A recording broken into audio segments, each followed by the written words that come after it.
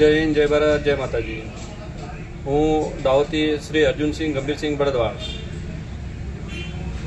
આપણે કાલે બધા લોકો હિંમતનગરમાં ભેગા થયા, જે લોકો ભેગા થયા આપણા સંગઠનના, એ લોકોને હું બધાઈ આપું છું। આ કાર્યક્રમને સફળ બનાવવા માટે આ કાર્યક્રમને આયોજન કરનારને શ્રી દીપેશભાઈ પટેલ અને આપણા સાબરકાંઠા ડિસ્ટ્રિક્ટના બધા મેમ્બરોને, જે આપણા એક્સ પેરામિલિટરી સંગઠનના સદસ્યો છે, એમને બધાને હું હાર્દિક બધાઈ અને ધન્યવાદ આપું છું। આપણે બધા લોકોનું જમીર જાગેલું છે એટલે આપણે બધા લોકો ત્યાં ભેગા થયા। બીજા નહીં આવ્યા, એ કોઈ કારણસર નહીં આવ્યા, એમને એ બી પણ બધાઈના પાત્ર છે, બધા જ બધાઈના પાત્ર છે। અને આપણા સંગઠનને મજબૂતાઈ આપવા માટે આપણે બધા લોકોએ એકજૂટ થઈ અને આમાં કામ કરવાનું છે।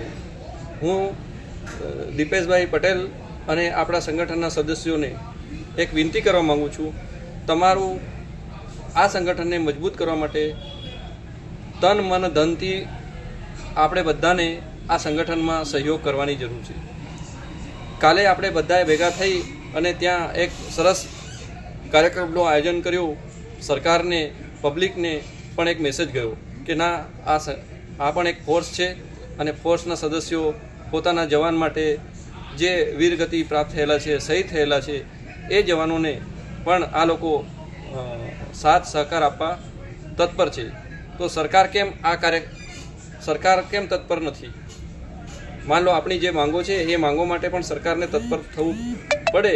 એના માટે આપણે બધાને એકજૂટ થઈ અને આ સંગઠનને મજબૂતાઈ આપવાની છે। બીજી એક વસ્તુ છે, હું દાહોદ જિલ્લામાં મહીસાગર જિલ્લો, પંચમહાલ જિલ્લો અને દેવગઢ બારિયા જિલ્લો, 4 જિલ્લાના સંગઠન મંત્રી તરીકે મને એક પદ આપવામાં આવ્યો હતો। એ પદના અનુરૂપ મેં જે મને કાર્ય કરવા માટે કે જે પણ કામ મને કીધું એ પ્રમાણે મેં એ કાર્ય કર્યો છે। આજ દિવસ સુધી સંગઠન માટે મેં જે પણ યોગદાન, સહયોગ, સાથ સહકાર બધું આપવાની કોશિશ કરી છે। એ મારું બળપણ નથી, મારું અહંકાર છે, પણ મેં કોશિશ કરી છે કે આપણા આ સંગઠનને સારી રીતે અને સરસ રીતે, સારી દિશામાં મજબૂતાઈ આપીને આપણે એને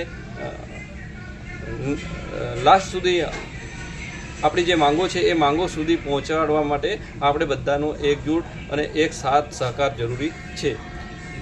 અને બીજી એક વસ્તુ, મારા પર સંગઠને એક બીજો પદ આપ્યો